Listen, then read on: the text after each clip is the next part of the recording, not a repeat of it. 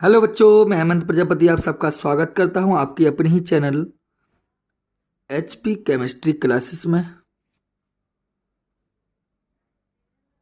Dear बच्चों, जैसा कि आपको पता है, यहाँ देख भी रहे होंगे यूपी बोर्ड एग्ज़ाम 2024।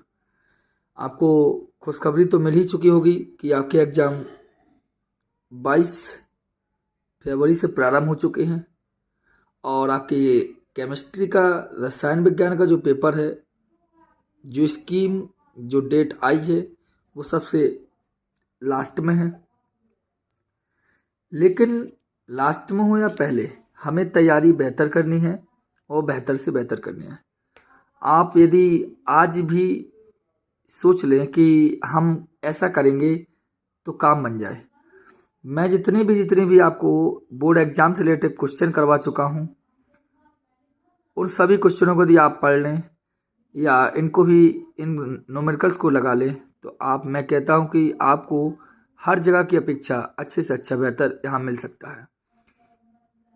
अभी तक हमने रासायनिक बलगतिकी से संबंधित कई लेक्चर अपलोड किए हैं।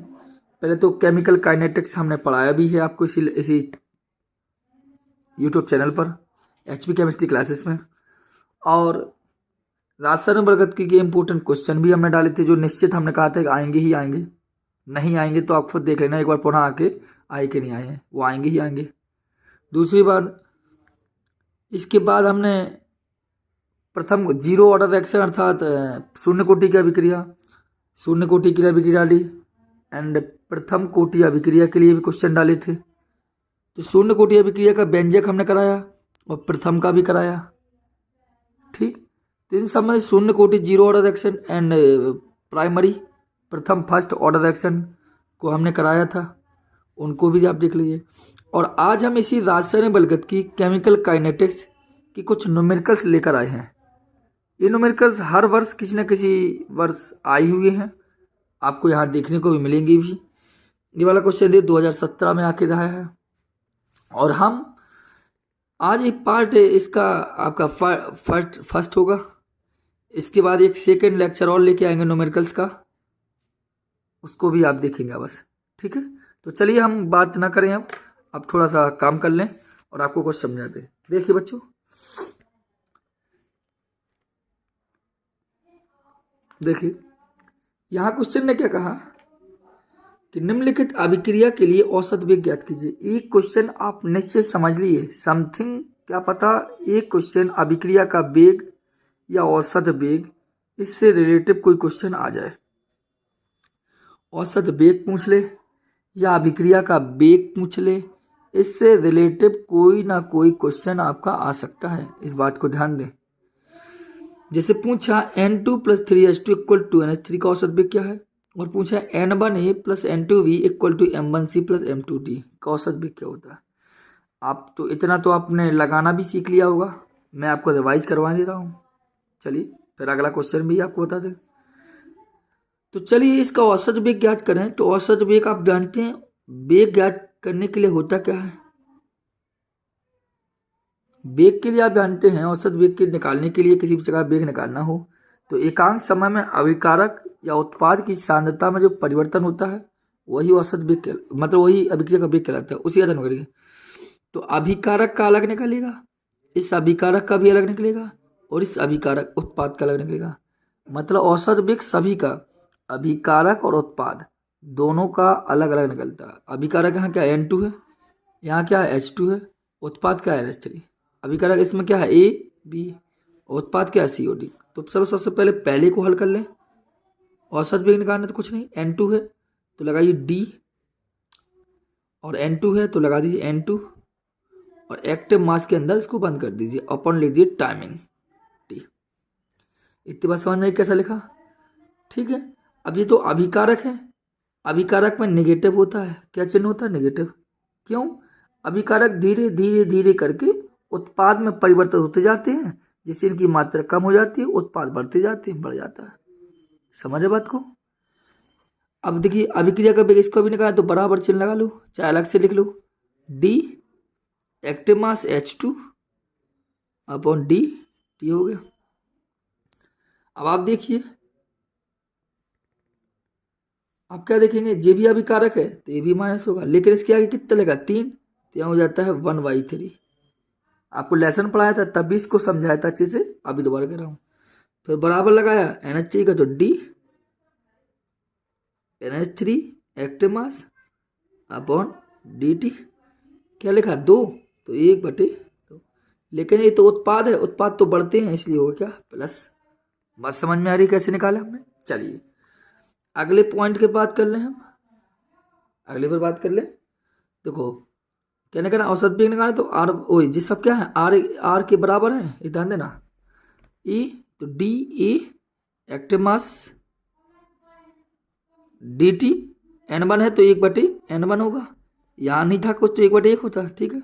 अभी क्या रखा, जो क्या होगा माइनस होगा, दिखाई दे रहा है, दिखाई दे रहा है, चलो मैं लिखते चला जाऊँ, गड़बड़ हो गया काम।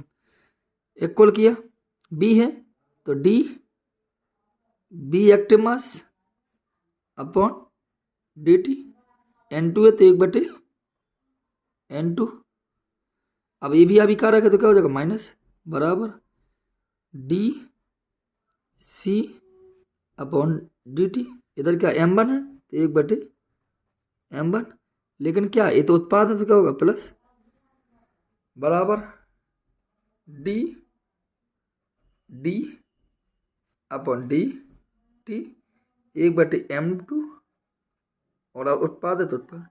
इस बात को ध्यान देना आप यहाँ पर कि चाहे अभिकारक अभिक्रिया का वेग निकालना चाहे औसत, अगर आप डी नहीं लेना है तो आप डेल्टा का चिन्ह भी यूज कर सकते हैं, जैसे लिखता है डेल्टा N2/ΔT, ऐसा भी लिखना चाहो तो ऐसा भी लिख लीजिए, ठीक है। इसके लिए कोई परेशानी की बात नहीं, ना परेशान हो आप, ठीक है। अब इतनी औसत, एक क्वेश्चन समझ में आएगा औसत वेग कैसे निकालते हैं किसी चीज़ का, बस अभिकारक होगा तो माइनस का चिन्ह होगा, उत्पाद होगा तो प्लस चिन्ह होगा, और इसके आगे जो घाते लिखेंगे वो बटे में आ जाती हैं भिन्नात्मक रूप में। इधर 1 था तो 1/1 का क्या मतलब, कुछ नहीं, ठीक है। आइए अब वीडियो को अच्छे से देखेंगे, सब समझ में आ जाएगा आपको, प्रयास करिए। देखिए ये बहुत ही ज़्यादा इंपॉर्टेंट क्वेश्चन है, और एक वर्ष आपको पूछा भी गया है 2022 में। अब किसी भी सेट में आया हो, बट आया है एग्जाम में, एक क्वेश्चन आया ही आया है, इस बात को आप ध्यान रखना है। ये क्वेश्चन आया है, बस ध्यान रखिए। क्या कहता है, किसी अभिक्रिया के 400 केल्विन तथा 600 केल्विन पर वेग स्थिरांक क्रमशः 0.02 सेकेंड इनवर्स तथा 0.08 सेकेंड इनवर्स है, सक्रियण ऊर्जा बताइए। किसी अभिक्रिया के 400 केल्विन तथा 600 केल्विन पर, कोई दिक्कत नहीं, ये केल्विन है, निकालना क्या है पहले देखो, सक्रियण ऊर्जा। सक्रियण ऊर्जा मतलब एक्टिवेशन एनर्जी, मतलब EA ज्ञात करनी, क्वेश्चन मार्क, कोई दिक्कत है यहाँ पर। अब ये क्या देगा 400 केल्विन, भैया ए भी दिया 400 केल्विन, केल्विन क्या है टेम्परेचर का मात्रा है तो भैया T है, और ये भी 600 केल्विन तो भैया ये भी 600 केल्विन, तो ये भी क्या है आपकी T है, लेकिन जब पहले दी थी तो T1, ये बाद में दी तो T2। कोई समस्या बताइए, समस्या।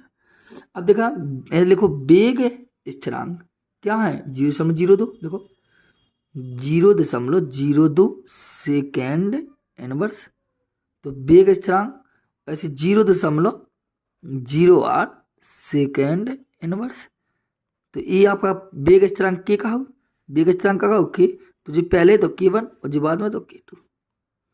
आप समझ तो गए होंगे तो भैया फॉर्मूला किस कौन सा लगना है, इतना तो आपने समझ लिया होगा कि फॉर्मूला सर आर्हेनियस का ही लगेगा। किसका लगेगा, आर्हेनियस को लगा दिए। देखो मैं लिख रहा हूँ log K2/K1 बराबर EA/2.303 R, ठीक। T2 minus T1/T1 into T2। Arrhenius समीकरण भी हमने चैनल पर पढ़ाया है, आप वहाँ पर जाके इसको भी देख सकते हैं, अच्छे से पढ़ सकते हैं। इतनी बात क्लियर हो गई।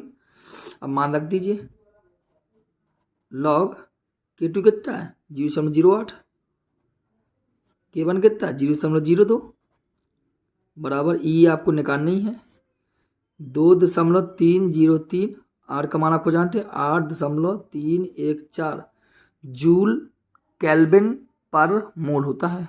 देखिए T2 कितना है आपका 600, T1 कितना है 400 और T1 कितना है 600 इंटू 400। ठीक है, इसको आपको हल कर सकते हैं आराम से, घटा के 200 लिख लीजिए, 200 में से घटा देखते हैं।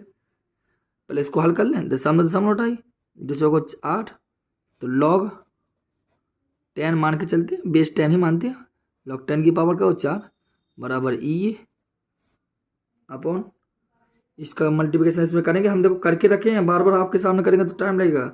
19.14 आएगा समथिंग, इतना मान लीजिए आप, और यहाँ से करेंगे 200 बटे 6 2400 हो जाएगा, हो जाएगा 2400 हो जाएगा, 6 24 और 4 0 1 2 3 4। कोई समस्या?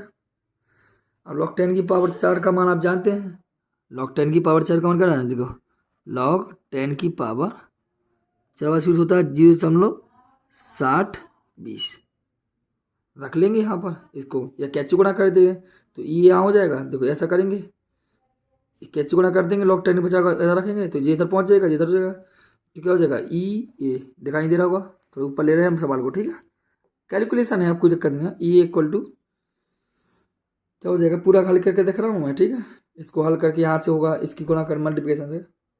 ठीक है, पूरा हल करके बता रहा हूँ। ठीक है, तो 137.808 इंटू 100 बचेगा, और जब इसको हल करेंगे आप हल कर लेना, तो 30.78, ठीक है, किलो जूल मोल इनवर्स।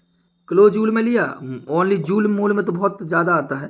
ठीक है, इतना आप हल कर लेंगे। देखो मैं एक बार दोबारा समझा दूँ, क्योंकि मैंने इसको डायरेक्ट कैलकुलेशन किया, एक बार पहले समझा भी चुका था मैं, अच्छे से देख लीजिए। केल्विन दिए गए हैं अलग अलग, टेम्परेचर अलग अलग दिए गए, T1 T2, वेग स्थिरांक K1 K2, ठीक है, शक्ति ऊर्जा निकालनी है। आर्यन इसका समीकरण आप जानते हैं, log 10 K2 बटे K1 बराबर E बटे 2.30 R T2 into T1। log 10 का मान रखा, K2 का मान रखा, K2 रखा, E 2.0, R का मान 3 रखा, इसका मान रख दिया, हल किया, इसका हल किया, log 10 की पावर 4 आएगा यहाँ, 2 चौको 8।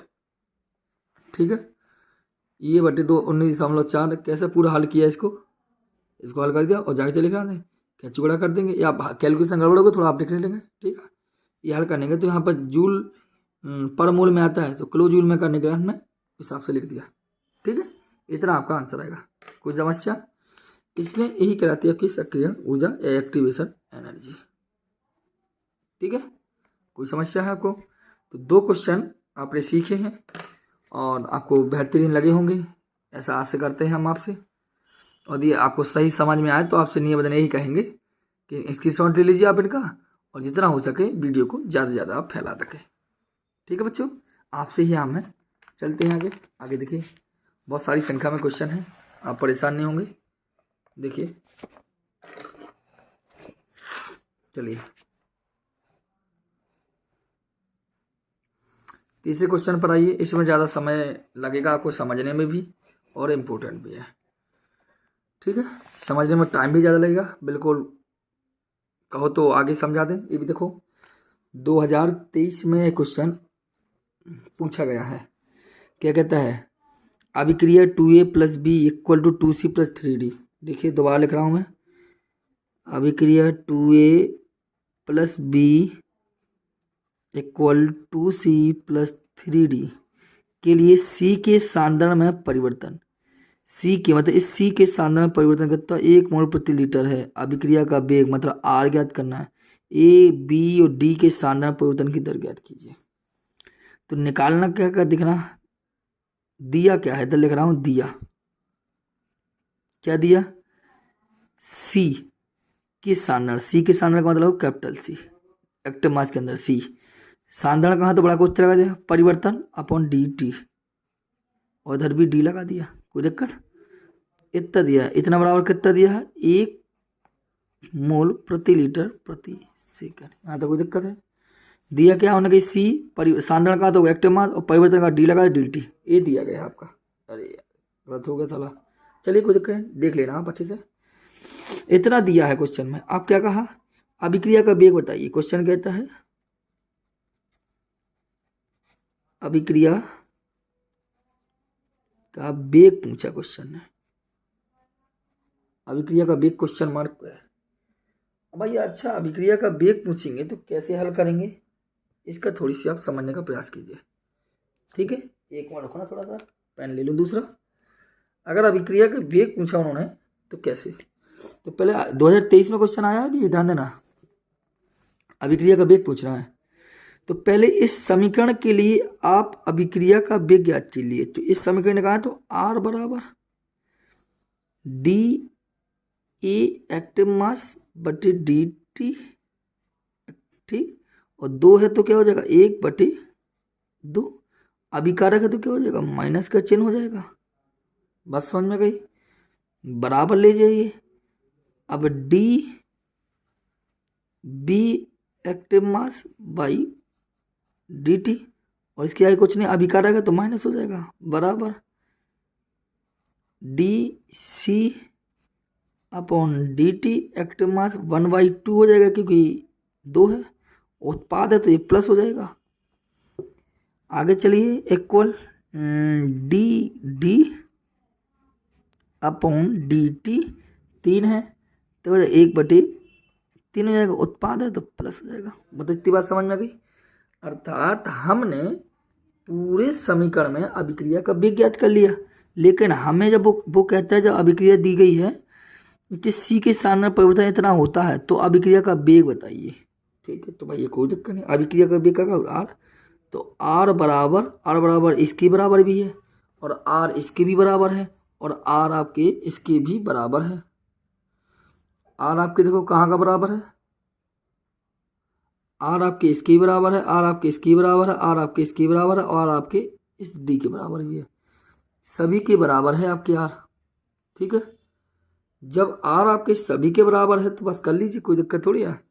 तो आर बराबर ए भी है, और आर बराबर ए भी है, और आर बराबर ए भी है, तो हमारे पास मान किसका है, इसका मान है। तो आर बराबर कर लेंगे क्या, आर बराबर कर लिया हमने 1/2 D C by D T. तो निकालना क्या, आर निकालना, तो आर बराबर फिर रख रही 1/2, इतने का मान हमारे पास है, देखो ये दिया है, 1 रख दिया, लियो ये रखने को क्या होगा, आर बराबर अर्थात 0.5 आ जाएगा। आगे नहीं आ गया, आर क्या आएगा 0.5 आ जाएगा, आएगा नहीं आएगा, तो ये आपका 0.5 आपका निकल के आया। बताइए समझ में आई, समझ आ रही बात, कैसे निकाल रहे हैं हम, हमारा आया कैसे है, तो बस मात्रा लिख दीजिए, मोल प्रति लीटर प्रति सेकेंड। बात समझ आई, समझ आए।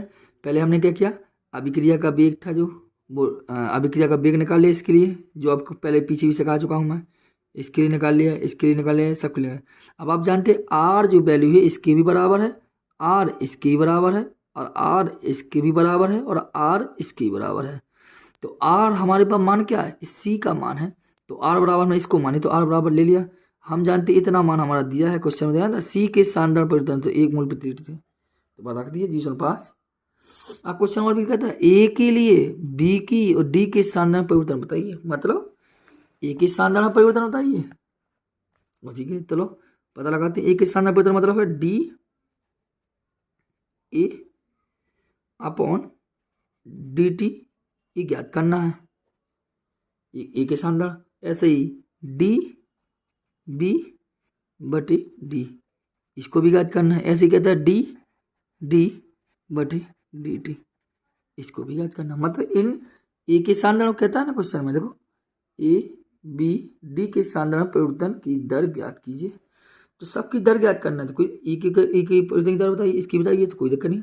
आप जानते हैं आर बराबर अपने पास सूत्र है ना, देखो आर किसके बराबर, ए के बराबर, तो लिख दो आर बराबर -1/2 D A active mass by D T. R कितना दिया है आपका, आर निकाला 0.5, तो आर जाना तो 0.5 बराबर माइनस के 1/2 D A active mass by D T. तो कुछ नहीं, ये तो निकालना है, तो इसका कैंची गुणा ऐसे कर दो, तो क्या हो जाएगा डी ए, ऐसे ऊपर करता हूँ मैं, D A by D T, यहाँ करिए तो 5 दूनी 10, 1.0, लेकिन नेगेटिव रहेगा, तो क्या हो जाएगा मोल प्रति लीटर प्रति सेकेंड। आगे नहीं आ गया, कोई दिक्कत है, कैसे निकाला। ऐसे ही आप डी बी का निकाल दे रहा हूँ, डी टी का आप निकाल लेना, ठीक है। फिर लगाया आर बराबर जो है बी, आर बराबर minus D B by D T, R बराबर है तो आर बराबर कितना है 0.5 और बराबर माइनस के D B act mass by D T. तो क्या करना है हमें, इतनी तो निकालना है, तो अपना ये वाला आंसर आ गया लिया। ठीक है, क्लियर है, इसमें कोई आगे कुछ है ही नहीं जो गुणा करा दे हम। ऐसे डी डी का निकालना, डी डी क्या 3 है तो 3 का गुणा कर देते हैं, 5 15 105 आ जाएगा। बताइए समझ में आई? समझ में, बिल्कुल सिंपल सब समझाने का प्रयास किया। अगर नहीं समझ में आए तो आप हमें कमेंट बॉक्स में कमेंट कर देना, हम आपको दोबारा समझाएंगे, क्योंकि एक पार्ट और हम अभी लेकर आएंगे आपके लिए इसका, तब भी हम समझाएंगे। ठीक है, आप परेशान नहीं होंगे। चलिए अगले क्वेश्चन पर हम बात करें ले रहे आपसे। आइए अगले क्वेश्चन पर बात कर लें। देखो आपका लिखा भी है, ये भी 2023 में आया क्वेश्चन है। हर क्वेश्चन आपके किसी न किसी सेट में आए हुए हैं, उन्हीं से हम बात कर रहे हैं आपकी। ठीक है, क्वेश्चन कहते हैं अभिक्रिया 2A = P में A की सांद्रता 10 मिनट में 0.5 से घटकर 0.4 हो जाती है। अभिक्रिया 2A = P में A की सांद्रता 10 मिनट में इतने से घटकर इतने हो जाती है। अभिक्रिया का वेग ज्ञात कीजिए। देखिए अभिक्रिया का देखिए 2A से P में A की जो सांद्रता है वो 10 मिनट में, टाइमिंग देखो आपका 10 मिनट इतनी घट जाए, तो पहले इसका वेग निकाल लीजिए। अभी क्या वेग निकालना है तो R बराबर del A by del T, लेकिन 2 लिखा है इसके आगे, क्या लिखा 2, तो 1/2 लगा दिया। अभिकारक है सो माइनस लगा दिया, कोई दिक्कत कुछ नहीं। तो अभी की जगह वेग R निकालना है 1/2, ध्यान दो। डेल A का मतलब क्या है A2 माइनस A1 और डेल टी, क्योंकि परिवर्तन का मतलब क्या होता है घटना दूसरा, कोई दिक्कत नहीं है। तो R बराबर माइनस का 1/2, A2 कहाँ है, A2 देखो पहले कितनी थी, A की सांद्रता 0.5 मूल प्रति से घटकर इतनी हो रही, मतलब पहले जा थी बाद में जा हो गई, पहले 0.5 थी तो बाद तो जा A बना और जा A2 है, तो A2 कितना 0.4 माइनस 0.5 बटे डेल टी कितना 10 मिनट, देखो 10 मिनट। तो R बराबर माइनस 1/2, 0 से कहा माइनस के 0.1/10 आएगा नहीं आएगा ऐसा ही। देखिए तो R इक्वल टू जी का होगा ऐसा होगा, तो प्लस का हो जाएगा 1/2, दशमलव हटा देंगे 1 0 और बढ़ जाएगी, तो क्या हो जाएगा इंटू में 200, यही हो जाएगा। तो R बराबर 200, आप देखो क्या करना है, अगर 200 भाग देंगे तो कितना आएगा समथिंग, ये समझ लीजिए इसको 2 5 10 होता है 0.5 और 2 0 10 की पावर -2, ये ध्यान दीजिए। तो मोल प्रति लीटर प्रति सेकेंड। बात समझ में आ गई? इतना सा सिंपल सा आपका सवाल था, बताइए बच्चों समझ में आया? देख लीजिए ये आपका ABC न्यूमेरिकल क्लियर होना चाहिए इसे बच्चे, इतने देर से समझा रहा हूँ तो आपको कोई समस्या हो कमेंट में, ये क्वेश्चन आने ही आने हैं, इस बात ध्यान रखना, इससे रिलेटिव क्वेश्चन आएंगे ही। चलिए अगले क्वेश्चन देखिए, 3 न्यूमेरिकल्स और बचे, ये तो बिल्कुल सिंपल सा 1-1.5 मिनट लगेगा आपका कंप्लीट हो जाएगा। देखिए इस प्रकार का एक दूसरा पार्ट भी हम लेकर आएंगे बच्चों, उसको भी आप अच्छे से पढ़ना और जितना हो सके उसको वीडियो को शेयर करना और वीडियो को अच्छे से पढ़िए। क्या पढ़ना है, एक अभिक्रिया का वेग की A पर पावर 1/2 B पावर 1/2 है, तो अभिक्रिया कोटि बताइए। तो किसी भी अभिक्रिया के लिए कभी आपको वेग समीकरण दे या कुछ भी दे और कोटि ज्ञात करने हो तो उसकी घात जोड़े, मतलब कोटि को लिखते हैं कोटि का होत n, n बराबर कहलाता है अल्फा प्लस बीटा, मतलब अल्फा का मतलब किसी पर कोई घात और बीटा का मतलब किसी दूसरे पर घात। ठीक है, जैसे लिखा ना, जैसे लिखा k बराबर A पर पावर 1/2 B पर पावर 1/2, जो समझ लो अल्फा है और जी बीटा, मतलब घात तो कुछ जुड़ जाता है, अल्फा बीटा को मार दो गोली लो ना पढ़ो कोई दिक्कत नहीं। तो कोटि का होता है n बराबर निकालना तो 1/2 प्लस 1/2 आधो आधो का होगा टोटल 1। बात समझ रही, मतलब किसी भी चीज़ की कोटि ज्ञात करना हो तो क्या करते हैं बच्चों, उनकी घातों को आपस में जोड़ दिया जाता है, यदि आपको कोई वेग समीकरण या वेग नियम लिख कर दिया हो। एक पार्ट और लेके आएंगे जहां पर आपको क्वेश्चन पूछाएगा कि यदि कोई अभिक्रिया, यदि कोई प्रथम कोटि की अभिक्रिया 90% पूर्ण होने में इतना समय लेती है, तो 50% पूर्ण होने में कितना समय लेगी, या कोई अर्धायु प्रथम कोटि की दुगनी होती है या 10 गुनी हो जाती है, या 3/4 हो तो अभिक्रिया का वेग ज्ञात कीजिए। इस प्रकार का जो न्यूमेरिकल्स होगा वो भी हम इसी पर करवा देंगे। लेकिन सेकेंड पार्ट में अभी आपके 2 न्यूमेरिकल और बचे, 6वां और 7वां। देखिए ये 7वां है, कोई दिक्कत नहीं है आपका, बिल्कुल सिंपल सा ध्यान देना, आप बिल्कुल ध्यान मस्तिष्क को ज़्यादा लेना। ये 6वां ज़्यादा अनिवार्य है आपका। 6वें क्वेश्चन को आप अच्छे से देखना, ठीक है। आइए 6वें क्वेश्चन पर हम थोड़ी सी बात कर लें, ठीक है। लेकिन बार बार बच्चे कह रहे हैं वीडियो को जितना हो सके शेयर बस करना, अगर देख ले हो तो, ठीक है। कहता है गैसीय अभिक्रिया के वेग को आधा किया जाता है। अभिक्रिया के वेग को आधा किया जाए, मतलब जो अभिक्रिया का वेग का रेट ऑफ रिएक्शन, अभिक्रिया का वेग, अभिक्रिया मतलब आर कि वेग को क्या करते हैं आधा किया जाता है। तो जबकि पात्र का आयतन दोगुना किया जाता है, अर्थात वेग को क्या करते हैं आधा और आयतन को क्या करते हैं दोगुना। तब क्वेश्चन पूछा उसने, देखो कुछ नहीं करना। तो गैसीय अभिक्रिया समीकरण बनाना, देखा ए गैस की बात कैसे जी लिख दो, एक को हिंदी इधर लिख दो पी, गैसीय अभिक्रिया तो इधर पर भी कर दो गैस। इसके लिए पहले तो इसका अब गैसीय अभिक्रिया के वेग को आधा करना है, तो पहले वेग तो निकाल लें। तो वेग क्या होगा आर बराबर, इस अभिक्रिया वेग क्या निकलेगा आर बराबर क्या निकलेगा कि, और अभिकारक क्या है ए, तो ए, और कोटि के लिए हम एन लगा ले रखा कि कोटि निकालना तो एन। तो देखो इस गैसीय अभिक्रिया के लिए वेग समीकरण बन के तैयार हो गया। ये समझ लीजिए आपका पहला समीकरण, 2 लिख दिया उधर तो सॉरी, ठीक है। ये पहला समीकरण आपका, ठीक। क्या होगा अब वो कहता है, क्या कहता है अब दूसरी बात और कर ले। वो कहता है जब वेग को आधा कर दे, तो भाई इस वेग को क्या करना है आधा, तो लो r/2 कर दिया, r/2, जबकि पात्र का आयतन दोगुना किया था। देखो इस बात को ध्यान देना, जब आयतन दोगुना होता है तो मोलर सांद्रण आधी हो जाती है, मतलब जस्ट उल्टा। जैसे आयतन 3 गुना होता तो मोलर सांद्रता तिहाई हो जाती, और आयतन 4 गुना करता तो मोलर सांद्रता जो आपकी अभिकारक देखो वो मतलब आधा हो जाना, इतना बनेगा। 4 गुना है तो आधा हो जाएगा, 1/4 हो जाएगा, इतना देना याद, इसको बात देना। तो मतलब होगा क्या, तो r/2 बराबर क्या हो जाएगा, के जाएंगे तो आपका जो आपका अभिकारक है ये क्या हो जाएगा आधा हो जाएगा अपने आप हो जाए। चीज दूसरे समीकरण मान लीजिए, आप लिखना चाहे तो लिखिए जब आयतन, लिखिए हम बोल रहे हैं आप लिखते हैं जब आयतन दोगुना किया जाता है तो मोलर सांद्रण आधी हो जाती है, अर्थात अभिक्रिया का वेग भी आधा हो जाएगा। मोलर सांद्रण आधी हो जाएगी तो अभिक्रिया का वेग क्या हो जाएगा आधा, ठीक है। इतनी बात समझे। अब दोनों समीकरण को आप हल कर लीजिए। तो कही हमने समीकरण 1 व 2 से किया, कोई दिक्कत नहीं।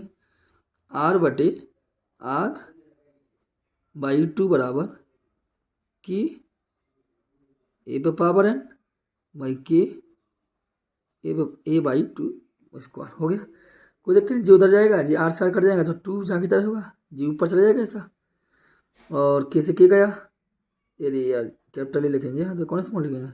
अब जो क्या हो जाएगा एन है ना देखा, तो क्या हो जाएगा जी ऊपर जाएगा तो 2 ही है, तो जी ए से कट जाएगा, और ऊपर जाएगा जो क्या होगा 2 पे पावर एन होगा कि नहीं होगा, 2 पे पावर क्या होगा एन। तो जब इधर क्या होगा आधार जी समान है तो खाते क्या हो जाएंगे बराबर, तो एन बराबर क्या हो जाएगा 1, एन बराबर क्या हो जाएगा 1 जी कहलाएगी। बताइए कोई समस्या है। तो ये आपका इस प्रकार का न्यूमेरिकल्स भी कंप्लीट हो गया। तो कोटि कैसे ज्ञात करते हैं समझना, मतलब उन्होंने कहा था गैसीय अभिक्रिया करे तो कोई गैसीय अभिक्रिया बनाई ए, गैसीय अभिक्रिया इक्वल टू पी गैसीय अभिक्रिया, ठीक है। इसके लिए अगर वेग समीकरण लगा तो आर बराबर की ए पर पावर एन निकाल सकते हैं। अब वेग को आधा के लिए भी आधा कर दिया, लेकिन कब पात्र का आयतन दोगुना हो रहा हो, जब आयतन दोगुना होगा तो मोलर सांद्रण आधी हो जाती है, जब मोलर सांद्रण आधी हो जाएगी तो समझ लो अभिकारक क्या हो जाए आधा हो जाता है। कोई दोगुना होगा तो दूसरा चीज आधी कर लेते हैं, क्योंकि उल्टा होता है व्युत्क्रमानुपाती। और 3 गुना कहता तो 1/3, 4 गुना कहता तो 1/4, 5 गुना कहते 1/5, मतलब 1/, कुछ हो जाता, मतलब उसका हाफ हो जाता, ठीक है। कोई समस्या, तो आपने 6वां सवाल भी क्लियर कर लिया। अब आइए लास्ट वाले सवाल में बात करने ले रहे हैं, फिर इसके बाद आपका समझिए सवाल का एक लेक्चर ही कंप्लीट हुआ, फिर हम केवल बाद में आपके न्यूमेरिकल्स को देखेंगे। देखिए क्या देखेंगे, अभिक्रिया 2A = B के लिए वेग नियम समीकरण इतना दिया, मतलब वेग समीकरण उन्होंने बनाया है R बराबर, यार सवाल पूरे दे के अगर लिया A पर पावर 2 वेग समीकरण है। इसके लिए क्या करना है, कोटि पता लगानी है। कोटि वो कहते हैं बताओ क्वेश्चन मार्क, आणविकता भी बताओ वो कहता है, आणविकता भी क्वेश्चन मार्क। तो कोटि को तो आपको पता है घातों को जोड़ दिया था, तो घात कितनी है, 2 ही है यहाँ पर, तो ओनली कोटि कितने n बराबर कितना हो जाएगा 2। वो आणविकता की बात करें तो आणविकता आप जानते हैं, आणविकता का किसी रासायनिक अभिक्रिया में भाग लेने वाले अभिकारकों की संख्या। तो अभिकारक कितने हैं यहाँ पर, अभिकारक A कितना है 2 है, तो आणविकता भी 2 कराएगी। कोटि को ज्ञात किया जाता है घातों से, घात देखते हैं, और आणविकता को देखने के लिए ये देखा जाता है, आणविकता पता चलती है अभिकारकों की संख्या से, और कोटि होती क्या कि सांद्रण परिवर्तन की दर। ठीक है, इसी जस्ट उल्टा होता है, ये नहीं मतलब कि यहाँ पर 2 था तो सुलेगा। कोटि के लिए तो भैया समीकरण बना मिलेगा आपको, आणविकता तो पता चलेगी अभिकारक से, अभिकारक क्या 2 था 2 लिखे। जैसे कोई समीकरण दे दे सब उधर देखना, समीकरण दे दिया सब उधर, N2 + 3H2 = NH3, और कह देते इसकी आणविकता कितनी है, तो आणविकता कैसे होती है, अभिकारक कितने H3 है, NH2 कितने 1, तो 3 1 4 हो जाती है आणविकता। कैसे, अभिकारक 4 है ना, आणविकता 4 कब होगी, जितने अभिकारक होते हैं वही उसकी आणविकता कहलाती है अभिकारक संख्या पर। तो बच्चों ये बात आपको समझ में आ चुकी होगी। इन सभी क्वेश्चनों को आप देखिए, मैं दोबारा बार वही बात करता हूँ, ये रासायनिक बलगतिकी का लेक्चर है आपका, ठीक है, और आपको लेक्चर ये फर्स्ट मिला है, लेक्चर सेकंड हम आपको फिर देंगे, जिनमें से आपके कोई अभिक्रिया किसी राशि में आपके 50% पूर्ण होने में कितना समय लगता है, या 90% पूर्ण होने में कितना समय लगता है, ऐसे तमाम क्वेश्चन आपके उसमें होंगे कि कोई प्रथम कोटि का अभिक्रिया अर्धायु की 2 गुनी हो जाती है या अर्धायु की 10 गुनी हो जाती है, इस प्रकार सवाल लेंगे उसमें, ठीक है, ग्राफिकल रूप में।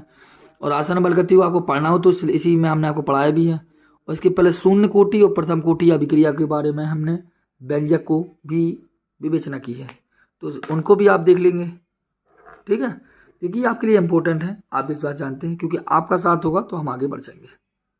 उनको आप लिख लेंगे, समझ लेंगे। देखो ये सभी के सभी क्वेश्चन किसी न किसी सन में आए थे, ठीक है, इनको आप लिख लेंगे। देखिए हमें सब करवा चुके हैं आपको, अब आपको ध्यान देना है कि कहाँ से कितना पढ़ना है, ठीक है, इनको लिख लेंगे आप अच्छे से। ये आपके हमें पहले भी कह दिया, ये बोर्ड एग्जाम से रिलेटेड है 2024, अभी जो 22 फरवरी से एग्जाम होना प्रारंभ हुए हैं अभी जैसा बताया गया है, उसी में हम इम्पोर्टेंट हो गए, ठीक है। चलो बच्चों फिर मिलते हैं, धन्यवाद।